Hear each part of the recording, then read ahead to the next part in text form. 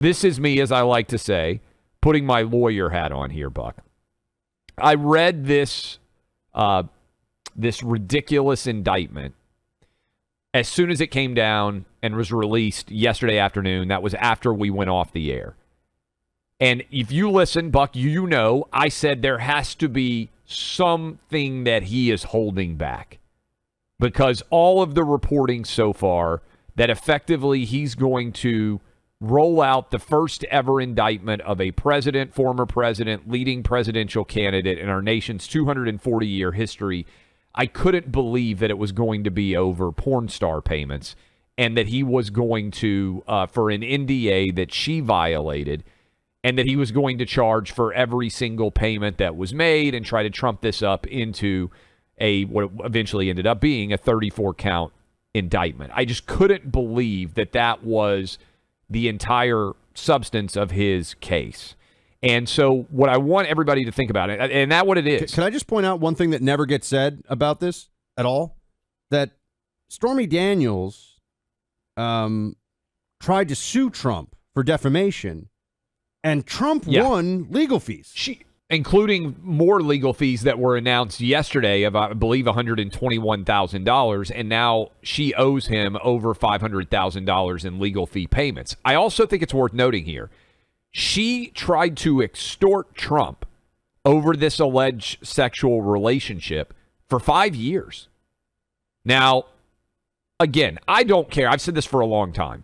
I don't care about the private lives of presidents or senators or governors if they're really good at doing their job. I think that this is a nasty attack on Trump that's salacious indeed. But 5 years, she tried to make money off the fact that they had an alleged consensual sexual encounter that was a one-time thing. Some people say it was an affair.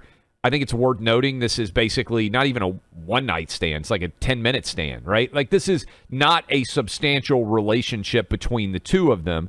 But if it occurred, and Trump, by the way, has been consistent in denying that it occurred, if it occurred, she spent 5 years, basically, let's be honest, trying to be a hooker and get paid for this.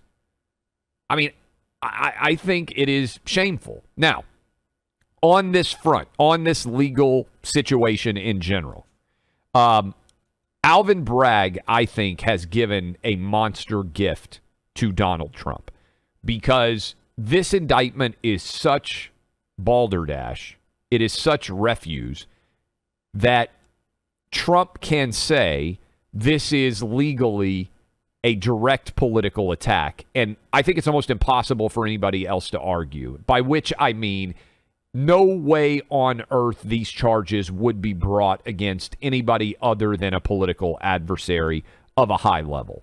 Again, there's a 2-year statute of limitations on this as a misdemeanor. Bragg has dropped over half of all felony charges to misdemeanors since he came into office. Here, he's doing the exact opposite. He's been incredibly soft on crime. He's trying to elevate a misdemeanor to a felony to avoid the statute of limitations, which has run out on the misdemeanor. And it should be noted that Bragg came into office. I remember this. I was living in New York at the time, so it really caused an uproar. And his guidance to the staff. Remember, Andy was saying that the district attorney, oversees. There's lots of ADAs. I've had friends who have been, assistant district attorneys, and so he's at the very top of this pyramid, and he's supposed to be overseeing. So he'll give guidance. There'll be guidance memos about, hey guys, here's what we're going for, public safety focus, or, any kind of, sexual crimes. We're really going to make an example of the perpetrators, whatever it may be, right? His initial guidance was, hey, we really just need to stop prosecuting the following felonies. We need to stop, taking so seriously these crimes that have real victims and real societal costs, and make people, for every crime, for every murder, everyone has to remember there are other people live on that block, walk down that street, their business is there. There is an amplification effect of perception that disorder, crime, and anarchy creates. That's a cost, a psychic cost or psychological cost on everybody. I just bring this up because Bragg came in and was like, well, we're not going to force the crimes, as you say. In this instance, not only is this absurd, and we talked to Andy about all the reasons why, and you're going into more of the reasons why, but it is a symbol or a signal to anyone who is in New York City that if you are affiliated with Trump or the right or conservatism, this district attorney's office will not treat you fairly. You know, I mean, that's really, and if anyone asked me, Buck, is that really a fair? I would say absolutely. If I was arrested and accused of a crime in New York City, I would be up the proverbial creek because they would not treat me fairly. I think that's 100% right. And I think it's important to recognize, again, he's being extremely lenient on violent criminals, and he's being extremely aggressive on Trump. I believe that, and again, in order to get under the statute of limitations issue on the 2-year misdemeanor, he's trying, it's a 5-year statute of limitations. He's trying to get under the 5-year, but he has to elevate it to a felony. And what he still has not done in this indictment, and he, even in his answering of questions yesterday, he didn't really explain what is the felony, that second crime that can elevate this bookkeeping issue to a felony. And it seems like he's still kind of amorphous and floating on what that logic is going to be. And it's either going to be a New York state election law, a federal election violation, which is a weird combo. I don't think you could even do it, frankly. A state law pegged to a federal law. And again, that's complicated, and that's why I'm opening up the phone lines to questions. Or he's trying to somehow argue that there was tax evasion. But what I circle back to at its essence here, Buck, is, and I would just keep hammering this home, where is the victim?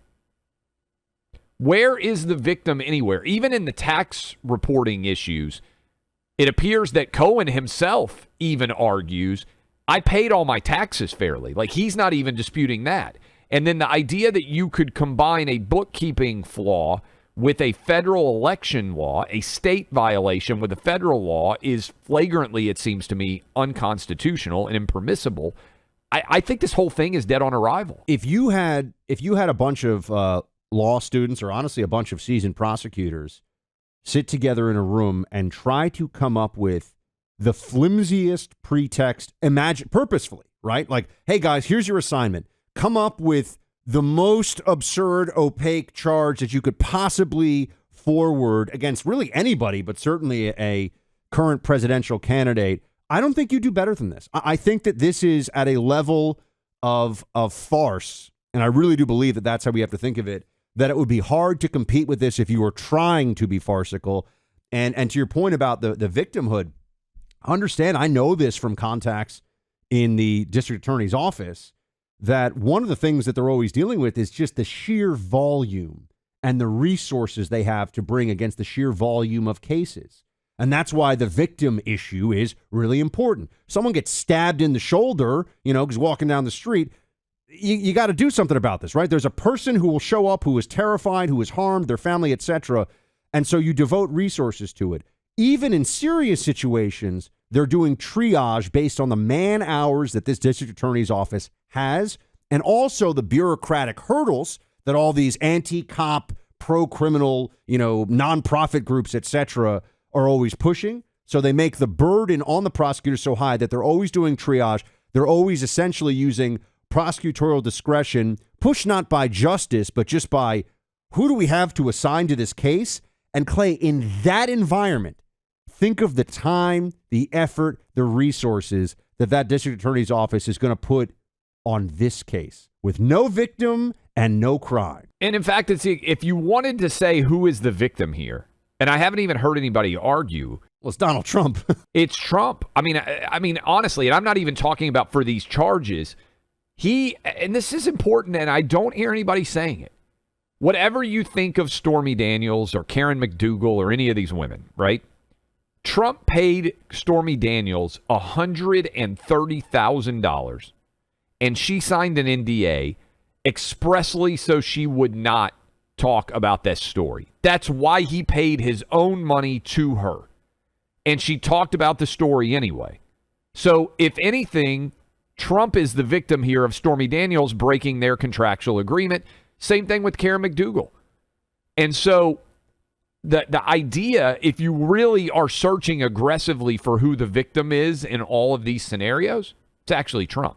Now, you can also argue, and I think this is fair, this is part of the bull in a china shop attraction and detraction, or lack of attraction, that Trump brings to bear. Because he may have had relationships with this porn star and with this Playboy playmate. I don't think that particularly surprises anybody. The guy's been married 3 times. He's not exactly a steward of I don't think a lot of you would want to be married to Trump necessarily, certainly not in his past. But he hasn't done anything wrong here. And he's actually been the victim. And if you are going, legally wrong, right? Morally wrong, we can have discussions about. But if you are going to bring the very first charges in a scenario like this in 240 years, Buck, this is where I say it is a shameful embarrassment on the part of Alvin Bragg and the New York District Attorneys that they would peg this change in precedent of 240 years to this case.